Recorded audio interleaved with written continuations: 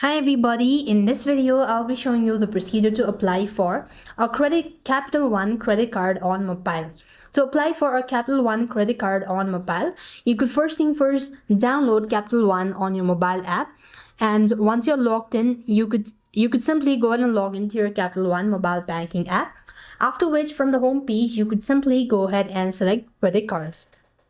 So basically, when you're logged in, you will then be taken to this sort of field. Here you could simply go ahead and look for the cards available. You could scroll down and you could simply go ahead and look for any sort of card that you like. You could simply go ahead and select Explore Travel Cards, or you could just go ahead and look for Capital One's credit card. So once you go to this link, you will be able to find a lot of cards available. As you could see, these are the ones.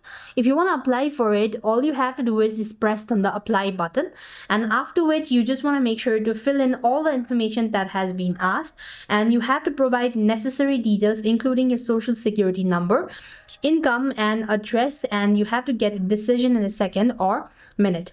And this way you're supposed to apply for Capital One credit card on mobile.